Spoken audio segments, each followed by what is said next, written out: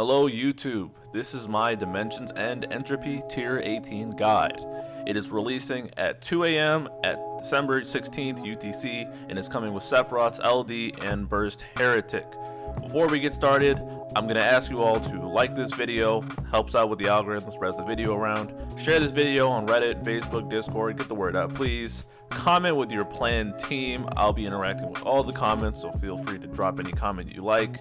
And lastly, subscribe and hit the notification bell. I play JP and global versions of the City of Final Fantasy Opera Omnia. Help the channel grow. Trying to hit 5,000 subscribers for the end of the year. And I do monthly guides on these Dimensions and tiers working with the Tonberry Troupe.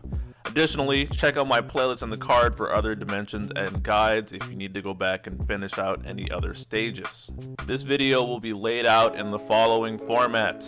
It'll also be in the description and pinned comment with timestamps. We're going to go over the stage theme, recommended roles for the tier, we're going to break down the waves, I'm going to list the top units, and close it out. Getting right into it, we have the stage theme. Theme for this tier, and on the screen I'll be showing the slide from the Square Enix Dream. The bosses have a one-turn power-up. They have strong AoE HP attacks, and this is a magic resist stage.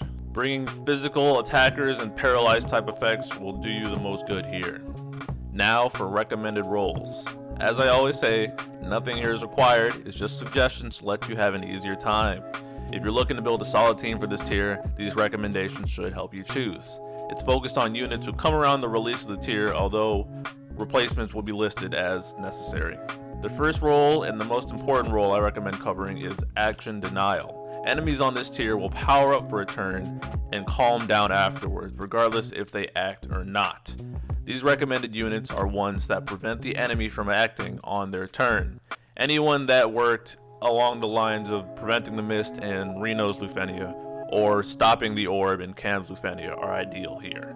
Examples would be Camelot, Raijin, Shantoto, who still works as she enchants herself, an Enchanted Edward, or Eldnarch for example. These units will allow you to bypass the one-turn power-ups that these bosses get.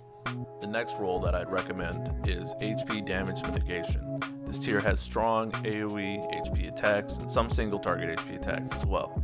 You need to be able to manage these attacks successfully in order to stay alive.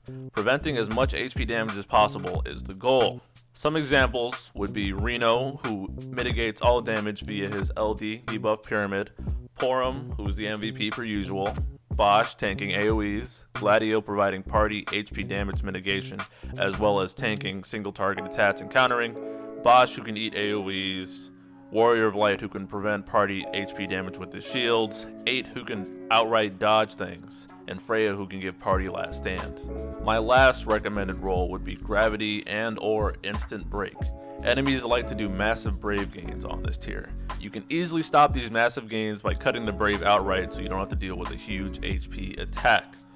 Examples would be Sephiroth on his EX, Penelo's EX, Gabranth's Skill 2 or EX, Trey on his EX debuff that provides an instant break, maybe Twins if you're feeling curious, or Yuri. X-Death is an option as well. Now to get right into the waves. There are 2 waves on this tier. First we have Wave 1. It is a Lunatic Flutter Jelly times 2. It is magic resist as is consistent throughout the tier. This is the Jack event boss with a bit of a twist. It has melee and magic attacks per usual, and it can also delay targets when it attacks them, and it'll delay you even further if you get broken, so avoid breaks if possible. It can debuff poison, speed down, and turn rate down. Eventually, it will concentrate, turn red, and delay itself while targeting all. This all attack will cleanse generic debuffs, recover to Eye Brave, and then it'll do an AoE Brave plus HP attack to the party. You can actually completely avoid this attack if you stun the boss for a turn. If they are stunned, the red aura will go away, they will cease to target all, and just go back to normal behavior. They concentrate a few times during the fight, and it's fairly choreographed. Prepare accordingly, and you will be fine. Tanking the AoE with HP damage mitigation or reduction via pyramid is one of the ways to go about this wave. Breaking them after the massive brave gain is also a way to lessen the impact of the AoE. Lastly, you can just choose to stun one of them or all of them at the same time and avoid the attack entirely. Their other attacks are mostly non-threatening. The delays are annoying, but as long as you don't get broken, it's nothing too threatening, nothing horrible that we haven't seen before. Attack down and brave damage mitigation are stellar in this regard to prevent you from getting broken, and pump out the damage on these bosses and you'll be done with this wave in no time. Now we have wave 2. We have the Lunatic Ferrum Scorpion on the left and the Lunatic Effect on the right. I'll be going through the left boss, which is the Emperor's Lost Chapter boss first. It can inflict poison, speed down, and defense down on the party. It will also buff itself with attack and defense up. When it's targeting self after its first turn, it will do a brave gain followed by an instant turn rate HP attack. There's nothing you can do to stop this besides it not acting at all. So you must mitigate the HP damage or catch the brave gain in an off-turn trap in order to mitigate it. As long as you brace for impact and are prepared for the attack, you'll be fine. You can also completely stop the AoE via Reno's Pyramid. Otherwise, this boss is mainly non-threatening. It has high turn rate on broken targets, so if you're getting broken or it's attacking you while you're broken, be wary. And lastly, it actually enrages once the right boss is killed, so save this one for last. The boss on the right is the Lunatic Effect, I think I'm saying it right, and it's from the Ultimacia Lost Chapter. It is resistant to magic per usual and also dark. It can inflict speed down and poison on the party. You're gonna want to defeat this one second. Mechanic wise, occasionally it will turn blue with its Aqua Power move with special one-turn effects. These include a massive brave gain, it's gonna set receive brave damage to 1, and it's going to deal increased HP damage. To get rid of this effect, you need to break the target. You can do this via gravity or instant break. Otherwise, you're gonna take the HP attack, and if you mitigate it successfully, you can avoid it. Otherwise, it's probably gonna kill you, but thankfully you can also dodge it. Otherwise, there's nothing really threatening about this boss. Do your normal strategy, burn it down, summon and burst on this wave definitely, and you can prevent these guys from having a turn as well.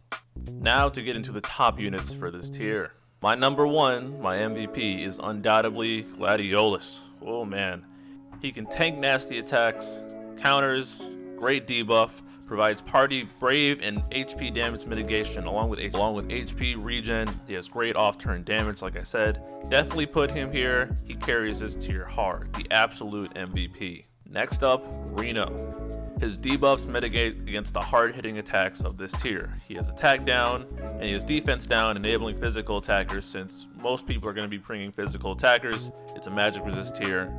And delays after physical attacks give you a lot of breathing room to beat the bosses into submission. Pyramid especially can mitigate the one-turn buffed attacks that they spit out. Since these attacks are so choreographed and Pyramid only expires after an attack, you can throw it up and be assured that you will be fine. He has solid damage on his own, is definitely a top pick for this tier. Next we have Sephiroth. He has solid damage for the Chaos. His gravity on EX counters the brave gain, sets him to 0, and his LD debuff helps enable any attackers. He's a great physical attacker. I'd recommend him over Lightning mainly because I'd rather save Lightning for tier 20, but that's for a later video. And overall, I can't really think of anywhere else I'd place Sephiroth but here. Lastly, I would recommend placing Camlanod in this tier. He has strong attack down and 1 debuff. His paralyzes can offset the one-turn power-ups that this tier does. His delays give you breathing room in the fight, and his solid party auras help support the team. And that's it. I have a playlist of runs you can check out in the card above. Thanks for watching. Like, comment, subscribe, leave your team in the comments. As for my team, I'm probably going to run Gladio, Sephiroth, Reno. That sounds about right. We'll see when the video comes out. Ask questions as you please. I'll be interacting with you all. Have a great day. Good luck on the tier, and good luck on the Sephiroth Heretics. I know I'll need it. And peace.